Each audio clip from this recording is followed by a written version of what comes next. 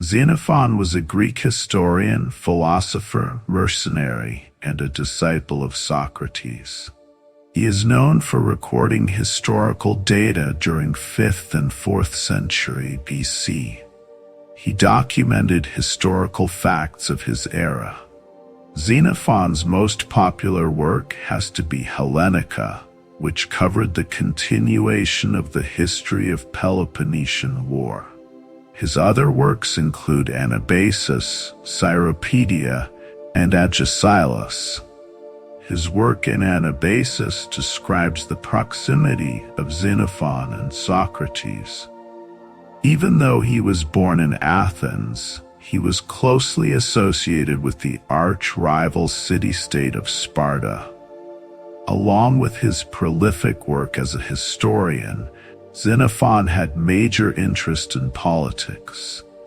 Even though there is no clear evidence about his opposition to democracy, he preferred aristocracy over it. His work Cyropaedia clearly supports pro-oligarchic polity. This documentation also expresses his high regards for the first Persian emperor Cyrus the Great. He believed that it was the virtue and leadership qualities of the man which held the vast Persian Empire together. This was the main reason why he was accused of treason and subjected to exile by the Athenians. We have collected his quotes and thoughts from his books and observations about politics, society, etc. Let us go through these quotes from the great Greek historian. Anything forced is not beautiful. No human being will ever know the truth, for even if they happened to say it by chance, they would not know they had done so. To quote a dictum of Simon, "What a horse does under compulsion, he does blindly." And his performance is no more beautiful than would be that of a ballet dancer taught by whip and goad. If you consider what are called the virtues in mankind, you will find their growth is assisted by education and cultivation. A man may hate cruelty and lies, but if he's never given an opportunity to show what he's made of, no one will remember him when he dies. Moderation in all things healthful, total abstinence from all things harmful. Battles are decided more by the morale of the troops than by their bodily strength. What am I lying here for? We are lying here as though we had a chance of enjoying a quiet time. Am I waiting until I become a little older? For drink, there was beer which was very strong when not mingled with water, but was agreeable to those who were used to it. They drank this with a reed, out of the vessel that held the beer, upon which they saw the barley swim. There is a deep and usually frustrated desire in the heart of everyone to act with benevolence rather than selfishness, and one fine instance of generosity can inspire dozens more. People often say what is right and do what is wrong, but nobody can be in the wrong if he is doing what is right. When a horse wants to display himself, he lifts his neck up high and flexes his poll haughtily and picks his legs up freely and keeps his tail up. He who eats with most pleasure is he who least requires sauce. I will venture to maintain that where the teacher is not pleasing to the pupil, there is no education. Most people, when they are set upon looking into other people's affairs, never turn to examine themselves. Men, The enemy troops you can see are all that stands between us and the place we have for so long been determined to reach. We must find a way to eat them alive. The man who doesn't know his own ability is ignorant of himself. Socrates gave a lifetime to the outpouring of his substance in the shape of the greatest benefits bestowed on all who cared to receive them. In other words, he made those who lived in his society better men and sent them on their way rejoicing.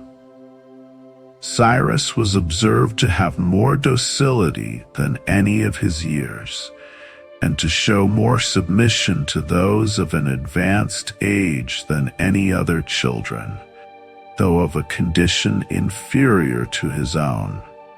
There is small risk a general will be regarded with contempt by those he leads, if, whatever he may have to preach, he shows himself best able to perform. It is no disgrace, but honorable rather to steal, except such things as the law forbids. Success should never breed complacency. Whatever you determine to be right, with diligence endeavor to perform. I am a stranger in all countries. I will choosing to die rather than to remain alive without freedom and beg as an alternative to death, a vastly inferior life. Men unite against none so readily as against those whom they see attempting to rule over them. Menon the Thessalian did not either conceal his immoderate desire of riches or his desire of commanding in order to increase them, or of being esteemed for the same reason. He desired to be well with those in power, that his injustice might escape punishment. The true test of a leader is whether his followers will adhere to his cause from their own volition, enduring the most arduous hardships without being forced to do so, and remaining steadfast in the moments of greatest peril. Those men who, in war, seek to preserve their lives at any rate, commonly die with shame and ignominy, while those who look upon death as common to all and unavoidable, and are only solicitous to die with honor, oftener arrive at old age, and while they live happier. A Persian army being then subject to great inconveniences, for their horses are tied and generally shackled to prevent them from running away, and if an alarm happens, a Persian has the housing to fix, his horse to bridle, and his corslet to put on before he can mount.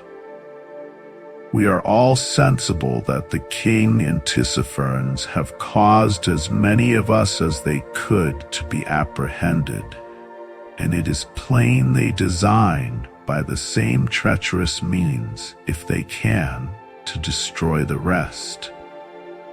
If any among you covet riches, let him endeavor to overcome.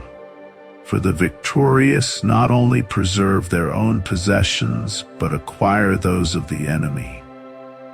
Let a man sow a field or plant a farm never so well, yet he cannot foretell who will gather in the fruits. Another may build him a house of fairest proportion, yet he knows not who will inhabit it.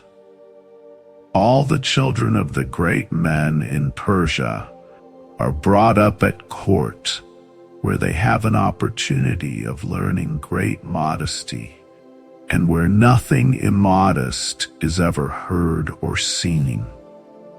You know that neither numbers nor strength give the victory, but that side which, with the assistance of the gods, attacks with the greatest resolution is generally irresistible. I see that it is impossible to remember a long poem without practice and repetition.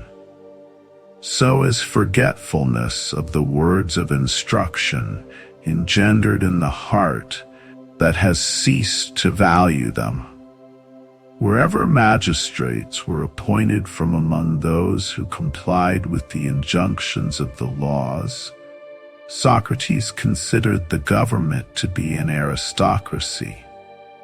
For what the horse does under compulsion, as Simon also observes, is done without understanding, and there is no beauty in it either, any more than if one should whip and spur a dancer.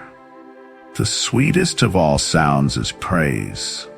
Excess of grief for the dead is madness, for it is an injury to the living, and the dead know it not. A horse is a thing of beauty. None will tire of looking at him as long as he displays himself in his splendor. For myself, I think that those who cultivate wisdom and believe themselves able to instruct their fellow citizens as to their interests are least likely to become partisans of violence. They are too well aware that to violence attach enmities and dangers, whereas results as good may be obtained by persuasion safely and amicably. You see that even the enemy did not dare to declare war against us till they had seized our generals, for they were sensible that, while we had commanders and yielded obedience to them, we were able to conquer them.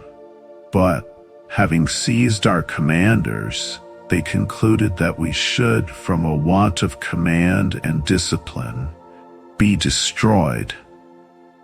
You see, O Greeks, the enemy already acknowledged the country to be ours, for when they made peace with us, they stipulated that we should not burn the country belonging to the king, and now they set fire to it themselves, as if they looked upon it no longer as their own.